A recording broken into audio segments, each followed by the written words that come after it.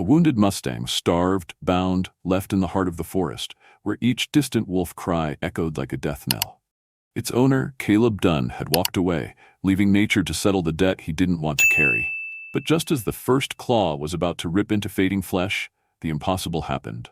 An old man stepped out of the shadows, lantern in hand, eyes weathered by war, and the real storm began. Early winter winds slithered through the towering pines of northern Arizona, carrying a bone-deep chill and the sharp scent of sap soaked in mist. The entire Lost Mesa Preserve stood in ghostly silence, broken only by the crunch of fallen leaves and the distant tap of a woodpecker. The sky had turned a dull silver, and the far-off mountains faded into a veil of mist, like cigarette smoke stretched thin, casting a mournful, numbing sadness over the land. Caleb Dunn parked his pickup near a dirt trail leading into the forest and slammed his boot onto the ground. He was tall, broad-shouldered, face as cold as stone, and his eyes were disturbingly empty. The cold didn't bother him. He just pulled his worn military jacket higher to shield his neck. On the back seat, a frail, skeletal Mustang was tied up tightly at the hind legs. Its body trembled with each breath. The Mustang was a pale, ash-gray stallion, once proud, once wild, with a thick mane and fire in its eyes. Now it was a shell of its former self, sunken belly, patchy coat, and eyes dulled over by time and fatigue. Caleb glanced at it like one might inspect a defective tool. He had once hoped to sell the animal at the December auction, but after 2 weeks of it barely able to stand, all it brought was wasted hay and more manure to shovel. With a snort, he yanked open the tailgate, threw a rope to the ground like tossing out garbage. Ash, that's what he'd started calling it, not out of meaning, just because of the color, thudded to the dirt. It let out a soft groan. Not from pain, just exhaustion. Caleb didn't bother hitching a lead. He dragged the horse like dead weight through rotting stumps and thick underbrush. He stopped at a tall pine with limbs stretching like the arms of an old man. Caleb tied the rope tight around the sturdy trunk, making sure the horse couldn't break free. He stepped back, watching the Mustang's hind legs buckle beneath it, its head drooping low. "Useless," he muttered flatly. "I've got bigger problems. You're just dead weight." Ash didn't respond, didn't even look at him. It exhaled, eyes closing slowly, like it was willing itself to disappear. And in that moment, there was something almost human about the horse, a soul realizing it had been discarded.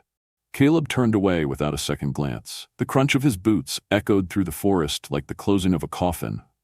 Dusk was falling. The last rays of sunlight vanished behind the distant peaks.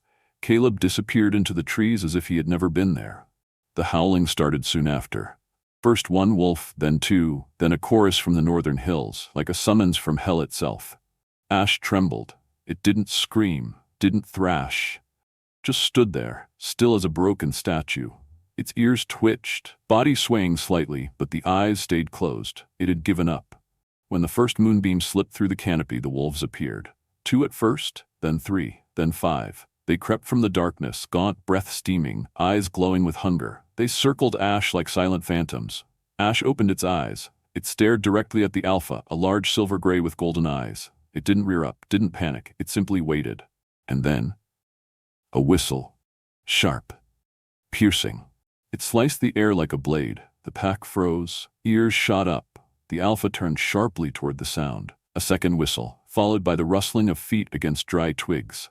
A faint light flickered through the trees. A lantern. The glow danced like ghost fire. A gaunt figure stepped into view. Long silver beard covering half his face, a threadbare military blanket draped across his shoulders. In one hand he held a lantern. In the other, a long wooden staff. His eyes held something that made the wolves hesitate. "Get," he growled. "Not tonight." He swung the lantern in a wide arc. The light flared and the wolves backed away. They snarled low, then, slowly, instinct pulled them back into the shadows. He walked toward Ash. His eyes traced the torn-up body, the rope marks on the neck, the swollen legs, the empty eyes. "Dear God," he whispered, "who did this to you?" He pulled a small knife from his belt and slowly began cutting the ropes. Ash didn't flinch, just looked at him. Not with fear, not even hope, just silence. "They left you like trash," the old man murmured. "But I won't." When the last rope dropped, Ash collapsed. The man said nothing more. He laid a hand on the horse's neck, feeling the faint warmth still there. Then he stood, gathering pine branches, lashing them together into a makeshift sled. With surprising strength, he hoisted Ash's head, easing it onto the wooden platform. The mule, Molly, stood quietly nearby. "Just one more night," he said gently. "You're going to live." He strapped Ash in and began pulling the sled down the snow-dusted path, through a forest thick with silence. Only the wind whispered now. Footsteps. The snap of dry branches. Ash lay still, eyes half closed. But this time, not in surrender. This time someone was pulling him toward the light. And for the first time in countless dark days, a flicker of hope sparked to life. The path to Silas Weaver's cabin wound through the woods like an old scar, hidden beneath a canopy of branches and lit only by the soft flicker of the lantern swaying from his hand. His steps were steady, quiet, and sure, like a man more at home in darkness than in light. Behind him, the makeshift sled scraped gently over a bed of fallen leaves and melting snow. Ash lay still atop it, his mane drooping over his eyes, body shivering with each shallow breath. The cabin emerged from the mist like a ghost, tucked beneath towering trees beside a narrow creek, a rickety wooden bridge stretching across. It looked forgotten by the world, with a sagging roof and smoke barely curling from the chimney, a soft glow leaking through the cracks in the door. But to Silas, it was the only place left he could still call home. He stopped at the door, unfastened the sled, and gently lifted Ash's neck, one arm supporting the weight, the other nudging the door open with his shoulder. The cabin smelled of old timber and dried herbs. In the far corner, a thick bed of hay waited, covered with tattered military blankets. "All right, boy, it's not a stable, but it'll keep you from freezing to death," Silas murmured. He lowered Ash onto the straw, pulling the blankets up to cover his haunches. Outside, Molly the mule stood at the edge of the porch, glancing once before quietly walking off toward the small stable near the stream. She seemed to know her master had brought someone back, someone alive. Silas shut the door and bolted it. Then he stoked the wood stove, feeding it with dry pine branches. The fire cast a warm glow on his weathered face, revealing deep lines carved around his eyes, each one holding a memory buried in this place. He filled a kettle with water, set it on the stove, and rummaged through a leather pouch for dried herbs, licorice root, horsetail, and a pinch of wild ginger. As the water boiled, he washed a wooden bowl, setting it beside the straw, speaking gently, almost to himself. "They called you Ash, huh? I like that name. Same as my girl's eyes were, gray like that. She once laid burning up with fever for 3 days. I didn't breathe until she moaned." Ash didn't respond, but one ear twitched. Silas noticed. He smiled, a rare, soft smile. When the tea had cooled, he scooped a little and carefully lifted Ash's head, dripping it slowly into the horse's mouth. Ash flinched but didn't resist. The warmth of the liquid slid down his throat, unfamiliar but soothing. A faint glimmer lit in his eyes, like a spark buried deep. Silas set the bowl down, then sat on the floor beside him, back against the wall, gently stroking the bridge of Ash's nose. "We all get left behind," he said, staring into the crackling fire. "This world left me behind. And your kind? They left you out there to die. But maybe tonight, that changes." The night deepened in silence. Only the fire's soft pop, the hiss of wind outside, and the gentle gurgle of the creek remained in their world of two damaged souls. In that moment, there were no owners, no beasts, just two hearts trying to heal. Silas drifted into sleep, seated upright. His knees ached, age gnawing at his bones, but he didn't care. For once, his dreams weren't haunted. And Ash, for the first time in days, slept without the shadow of death pressing against his back. Morning light crept through the small window. Silas stirred, his back stiff but eyes clear. He checked on Ash. His breathing was steady, body warm, eyes slightly open. Good, damn good. He brewed more tea, this time adding a little wild honey. Again, he fed Ash sip by sip. Then, for the rest of the morning, Silas fetched fresh water, cut tender grass from the creekside, and patched up the drafty back door. He said little, but his hands never stopped moving. That afternoon, he sat on the porch, eyes scanning the dark trees beyond. Memories surfaced, the crackle of a police radio, the knock at his door, the words accident, highway, and couldn't stop the truck. His daughter, Maddie, had died waiting for him to pick her up. He had never forgiven himself for not showing up. "I gave up once. I'm not doing that again," he whispered, almost a vow to the wind. That second night, Ash remained still but alert. His eyes were clearer, ears reacting more sharply to wind and noise. When Silas approached, Ash didn't flinch. He waited, and Silas saw it. He poured the tea again. This time, Ash swallowed on his own. Silas placed a hand gently against his forehead. "Welcome back to the world, Ash." It wasn't a miracle. There was nothing magical about it. Just an old man, a bit of patience, and a heart that finally decided not to bury its kindness. Ash didn't speak, but in his eyes there was gratitude. Not for being saved, but for, perhaps the first time in his life, someone hadn't walked away. Snow fell sporadically throughout the following week, leaving a thin white blanket over the cabin's roof, the grass near the creek, and the broad back of Molly the mule. But inside the little log home, the fire burned steadily. The warm glow of the lanterns and the heat radiating from the stove mingled together, pushing back the deep cold that gripped Lost Mesa like an old curse. Ash lay on the straw bed, not comatose like before, but awake now. His eyes followed Silas as he moved about the small kitchen. The old man was grinding herbs with a wooden pestle, adding a pinch of mineral salt and a drop of pine resin to the mixture. The spicy scent filled the air, and Ash sneezed gently. Outside, Molly let out a low bray and fell silent again, as if she too understood the cabin needed quiet. "Some stranger comes into my house and suddenly I'm on the clock, hour by hour," Silas muttered, not looking back. "You know how long it's been since I did this for anybody?" Ash naturally didn't respond, but his head lifted a little, his gaze more alert than weary now. Silas walked over, knelt down, and carefully applied the salve to Ash's swollen hind leg. The left knee joint had ballooned, likely from blunt trauma or being tied too tightly for too long. Silas worked gently, murmuring, "Don't you go lame on me. I'm too broke to feed a crippled horse through winter." Ash snorted softly. One ear perked up. It wasn't clear whether from pain, cold, or understanding. But Silas laughed, and it had been a long time since he'd laughed without bitterness. That day, Silas cut hay, gathered pine branches, reinforced his leather harness, and built windbreaks around the cabin. He brought Ash outside for the first time since the rescue, covering his back with a thin blanket to guard against the chill. Ash limped, but didn't collapse. He stood beneath the shy sunlight, took in a deep breath, and let it out slowly. His head rose, ears flicked forward, as if realizing perhaps for the first time that the sky was still there, vast, open. Silas stood beside him, leaning on his wooden staff. "That's right, lift your head, kid, you're not dying. Not on my watch." That evening, after a simple meal of smoked venison and roasted potatoes, Silas sat beside Ash once more. It had become a quiet ritual. Silas would talk, Ash would listen. No words spoken in return, yet the shifting in the horse's gaze, the subtle blink of an eye, were answers enough.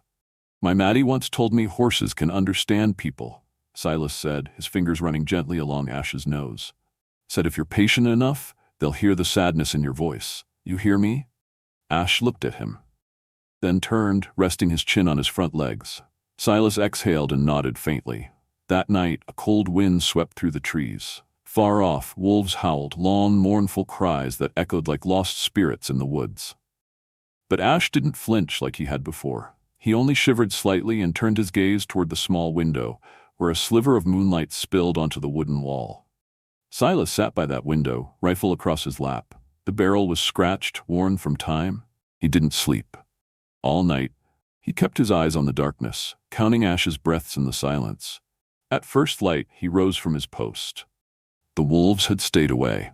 Maybe out of fear, or maybe because they knew whoever lived in this cabin wasn't alone anymore.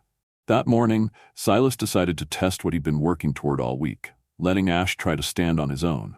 Gently, he unwrapped the bandages from Ash's leg. "All right, little soldier, let's see if you remember how to use those legs." Ash looked at him, then slowly shifted. His hind legs trembled, muscles weak but stirring. A deep breath, a slow push. He rose, first onto his front legs, then shakily onto the rear. Wobbly, swaying, but standing. "That's it, that's it!"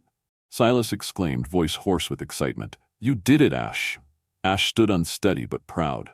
Silas reached out, his hand trembling. Ash took a slow step forward, then another, testing his limits.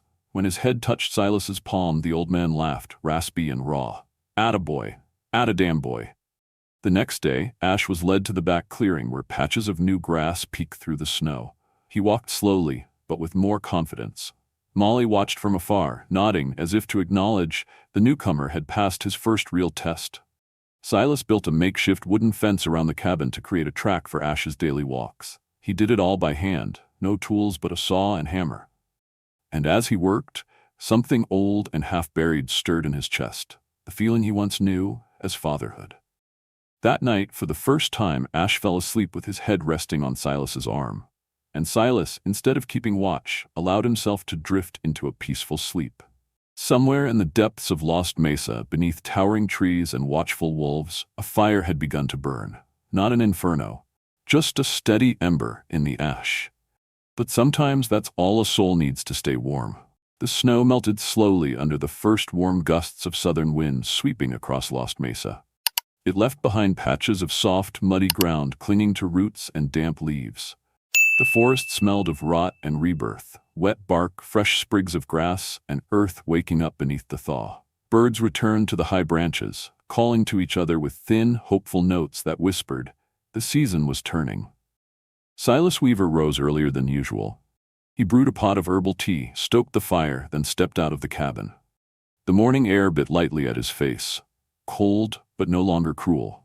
Ash stood quietly in the small corral behind the cabin, nibbling at tufts of early grass. His mane had grown long enough to brush his eyes, and those eyes, now sharp and aware, watched Silas with quiet focus. Silas nodded, pleased.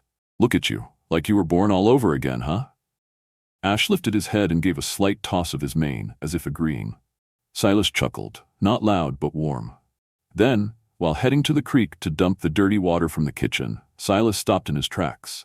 A boot print, not his, and not Molly's.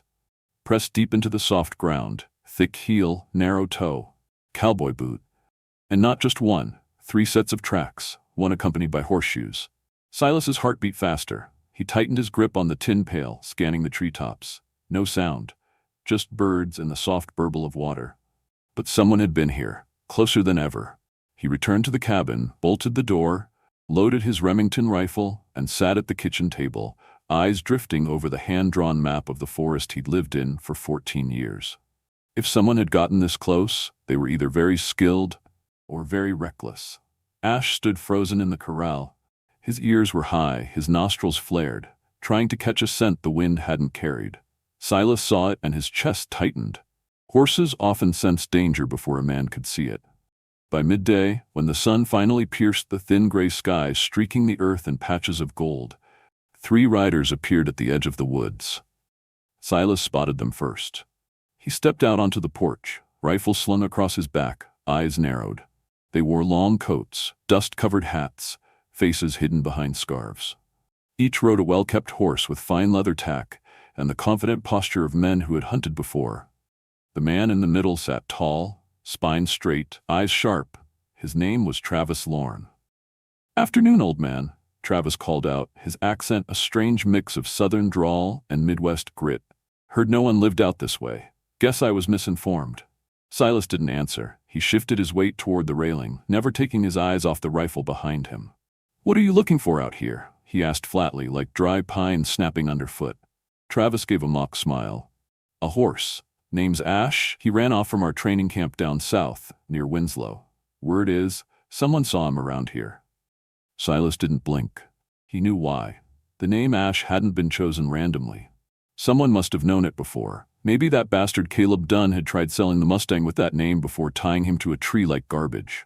"Wild horses don't have names," Silas replied. "And what has no name has no owner." One of Travis's men nudged his horse forward, hand resting on the reins. His expression was stone. Travis's grin thinned, his eyes turning colder. "You live out here alone?" "Alone enough to hear a horse scream," Silas said, "and sharp enough to know who left him for the wolves." The air tightened. A brown bird darted overhead. No one followed its flight. Travis clenched his reins. His horse whinnied, stomping hard into the soil. "Listen here, old man. I didn't come out for a sermon. I came to retrieve what's mine. I've got no time for your backwoods nonsense." Silas chuckled softly without humor. "Then ride back. There's no property here, only life." Travis dismounted, circling toward the fence where Ash stood, head low but eyes locked onto every move. Travis extended a hand. Silas stepped off the porch, unslinging the rifle in one motion. His voice didn't tremble. "You touch him, I shoot." Travis froze. His men didn't move, but their eyes sharpened like blades. "You'd shoot over a horse?" Travis asked, his voice laced with challenge. "I've shot to save lives before, and right now it's just one more life. But if I have to choose between mine and yours, bastard, I choose me." A gust of wind rushed through the trees, swirling the scent of damp leaves and horse sweat. Ash took a step back, hooves pressing into the melting snow, but he didn't bolt. Travis breathed in deep, then lifted his hands slowly. "Fine. Today's not the day." He swung back onto his horse. Before turning to leave, he said with icy calm, "Keep him. But I promise you, we'll be back. And next time we won't be asking." The horses turned, trotting back into the forest. None of the men looked back. Silas stood still for a long time. He looked at Ash, then at the tree line where the strangers had come from. They would return. He knew it in his bones. And next time, there would be no words. The air after the confrontation felt thick, like the entire forest was holding its breath. Silas slammed the cabin door shut, dropped the wooden bar across it, and leaned his back against the wall. His heart still pounded, not out of fear, but because the blood in his veins, long dormant, had begun to churn again. He moved to the window, peeled back the curtain. Ash stood in the corral, head low but ears high, his whole body tense. He knew, just like Silas knew, the worst was far from over. That night, Silas didn't sleep. He added more wood to the fire, then slipped outside to reset old traps around the cabin. Some meant for animals, others the kind he'd learned about in the military. Wire, nails, crude pulleys, anything he could use, he did. Under the flickering lantern light, his hands moved with the quiet precision of a man who had practiced survival more than living. Ash followed his every step. No longer the silent shell of a horse he had once been, Ash flinched at each gust of wind, but didn't run. He stayed close, watching. Like he understood, in this wilderness, it was just the two of them, backs pressed together against whatever came. Silas whistled, a short, sharp tune. Ash turned toward the sound. Silas whistled again, higher, then lower. Ash twitched his ears. Silas repeated the sequence, walking the perimeter, signaling with his hands. Ash followed, limping but steady. For the rest of the morning, Silas trained him to recognize the whistle patterns. "In case I can't yell," he mumbled, "I need you to know when it's time to move, because I don't think they'll give me a second chance." That afternoon, Silas sat under the porch roof, rifle resting across his knees. He watched Ash graze in the fading sunlight, his thoughts heavy. The light no longer blazed, it had turned to bronze. The forest smelled of rot and rusted fear. A warning hung in the air like a storm just beyond the ridge. That night, there were no stars. Southern winds rolled in, howling through the trees, slamming into the cabin's creaking frame. Silas sat by the fire, deep in thought, when Molly screeched outside. Before he could rise, he heard it. Hoofbeats. Not one, not two, 5, maybe 6. He grabbed the rifle, blew out the lantern. Darkness swallowed the cabin. He slipped out the back, crouching low between trees. Flashlights flickered through the woods. Voices. "There! Saw the light!" Travis, his voice like steel dragged across stone. He wasn't here to talk anymore. He had come for blood, or the horse he still believed was his to claim. Silas moved toward the stable. Ash was up, stomping and restless. Silas placed a calming hand on his neck. "Easy, I'm here." The footsteps drew closer. The wind thrashed the trees, the cabin groaned. Then, a gunshot. It didn't hit anything, but it was enough to make Ash rear, bursting open the stall door. Silas flung the back latch open and led Ash into the trap-laced trail they'd prepared. A scream rang out. One of Travis's men had fallen into a pit of sharpened branches. "God damn it, he's got traps! Watch your step! Don't rush!" Silas whistled. Ash turned, stuck close. The enemy's hoofbeats thundered behind. "Go," Silas whispered. "Run, Ash!" But Ash didn't move. A man lunged from the shadows with a rope. Ash backed off but held his ground. Silas fired. The shot cracked the night. The man dropped, arm bloodied. "Grab the horse!" Travis yelled. "Don't let it get away!" Ash snorted, stomping, hooves slicing the snow. Silas shouted again, "Now, Ash, go!" But Ash didn't flee. Instead, he charged. He barreled into a second man, creeping toward the rear, sending him crashing into a pile of firewood, triggering a deadfall that collapsed onto his leg. Gunfire erupted, both sides now. Silas ducked behind a wooden beam, returning fire with sharp, methodical shots. He wasn't a sniper, but he'd fought through jungles in Colombia. His reflexes hadn't gone anywhere. He changed clips, breathed slow. Ash stood at the edge of the corral. He didn't bolt. When a rope flew at his neck, he snapped it with a twist, then stomped down on the man beneath him. His breath hissed, eyes glowing red in the firelight. Silas stared at him through the smoke and chaos. This wasn't just a horse, it was will, it was defiance come alive. A fire long buried in ash roaring to life. A bullet grazed Silas's ear, thumped into a tree. He ducked back, switched to his sidearm, fired 2 rounds into the air, enough to stagger their push. Travis's voice roared, "Fall back? It's not worth dying over a damn wild horse." "Retreat," one man groaned, slung over a saddle. They left behind blood, ropes, threats. But most importantly, they left without Ash. The storm that night didn't come with wind. It came with fire, bullets, and the awakening of a courage long thought dead. Silas slumped to the ground, back against a tree. Ash walked over, lowered his head. Silas placed a shaking hand on his forehead. "You didn't leave me," he whispered, voice cracking.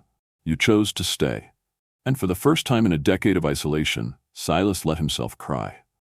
Not from fear, but because someone had seen him. Dawn broke over Lost Mesa in a haze of dull gray light, heavy and hesitant, as if the sun itself was unsure whether it should rise after a night of fire and fury. Mist hung thick around the cabin, curling around branches and pooling in footprints, boot marks, hoof prints, streaks of blood that hadn't yet washed away. Silas sat on the front steps, back leaning against a worn post, rifle laid across his lap. His eyes were ringed in shadow, hands trembling. Not from fear, but exhaustion. A silence too deep lingered after the clash, a silence only survivors know. Ash stood a few steps away, head bowed slightly, but eyes alert, so alert it was almost eerie. He hadn't slept, neither had Silas. The cabin bore fresh scars, bullet holes splintering the timber, the mule's shed nearly collapsed. But the most important thing had survived. Ash was still there. Silas pushed himself to his feet. His back ached, his knees protested. But something burned behind his eyes, something unyielding. He checked the traps. Most had been triggered. The wires, the spikes, the pulleys, all spent. He'd need new tricks for next time. But first, he had to be sure Ash could still stand his ground. He approached slowly. Ash didn't run, just stepped back, cautious but grounded. Silas extended a hand, brushing the horse's muzzle. "As long as we're breathing, we've got a shot. You understand that?" Ash snorted, soft but certain. His legs were stronger now, body steadier since last night's stand. Silas knew. What made Ash different wasn't his strength, it was his choice. He had chosen not to run, and that meant, next time, blood would be spilled, one side or the other. Inside the cabin, Silas dragged out 2 battered ammo boxes, checking each round. Only 14 .308s remained. He wiped down a hatchet, its blade dull from neglect. Every swing at the log pile now felt like digging into old pain. Pain named Maddie, the daughter he'd lost, the justice he'd never found. The sun climbed higher, and the shadows shortened. The forest air thickened like breath held too long. Ash began to pace the paddock. He rubbed his flank against the fence post, restless. Silas watched, then opened the gate, leading him down the narrow trail to the creek. "You need to move." "I need to think," he muttered, brushing his hand along Ash's mane, like a father steadying his child after fever. At the creek, Ash drank deeply while Silas sat beneath an old cypress tree. Then, faint but undeniable, the sound of hoofbeats. Not many, but heavy, and the faint clink of chains, the kind strapped to hunting saddles or rifle scabbards. Silas sprang to his feet. He motioned for Ash to stay back, then climbed a knoll and peered through his old field glasses. 3 riders. Travis at the lead, shotgun slung across his chest. Behind him, 2 new men. Taller, broader.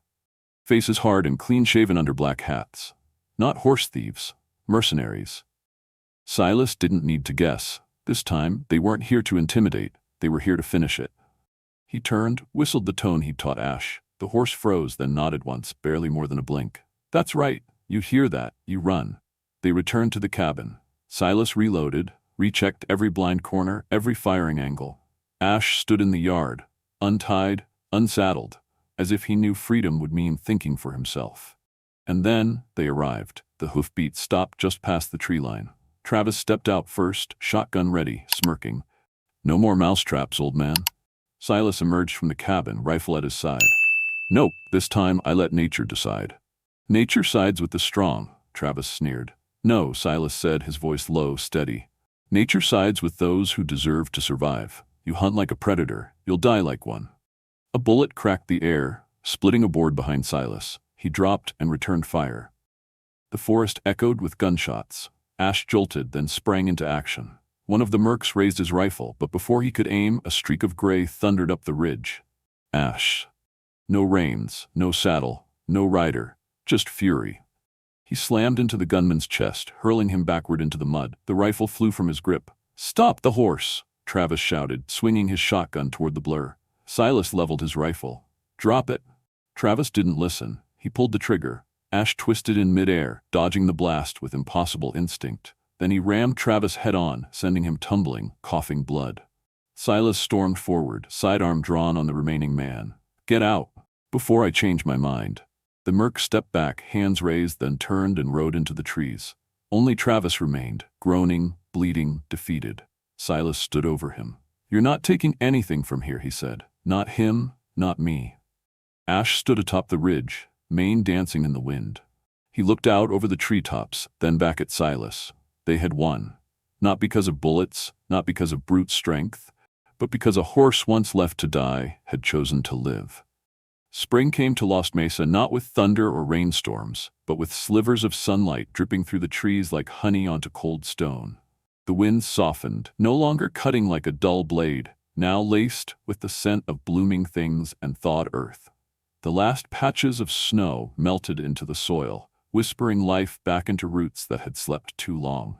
Inside the cabin that had outlasted winter and war, Silas Weaver poured tea with his left hand. His right still ached from the fight, scraped and sore, but it didn't stop him from doing what needed doing. He lifted the blackened kettle off the stove, steam rising, and poured it into a tin cup. His eyes drifted to the window where Ash stood quietly by the fence. Ash was whole again. His pale gray coat shimmered in the morning light, scars on his legs like stories written in muscle and hide. The way he walked, steady, slow, and unbothered, wasn't just recovery. It was rebirth. This wasn't a wild animal surviving anymore. This was a creature choosing how to live. Silas opened the door and stepped into the light, tea in hand. It had been a long time since he'd looked straight into the sun. The warmth didn't sting this time. It settled. Peace, he realized, wasn't about holding on. It was about knowing when to let go. He walked across the yard toward Ash. The horse noticed him from afar and dipped his head gently. You know, don't you? Silas said, voice hushed. This season's not made for keeping things. Ash bumped his shoulder softly. A goodbye, without needing words. Silas stroked the length of his muzzle one last time. His eyes weren't sad or joyful, just full. He removed the bridle, unbuckled the scrap of leather still looped loosely around Ash's neck. You don't belong here anymore, he said, almost to himself. This forest kept me, but it shouldn't keep you. And it won't. Ash didn't move, didn't bolt like a Mustang pushed back into wildness. He just stood there, bathed in new light, waiting. Silas stepped to the small wooden gate he'd fixed up 2 days earlier. It opened onto the narrow trail that wound deep into untouched forest. No traps, no footprints, no human stain, only wind, only dreams. He pushed the gate open and turned back to the horse. Go, Ash, run, your freedom's out there. Ash didn't flinch. 1 minute, 2. Then, as if waiting for a single breath of wind, he dropped his head, tossed his mane, and ran.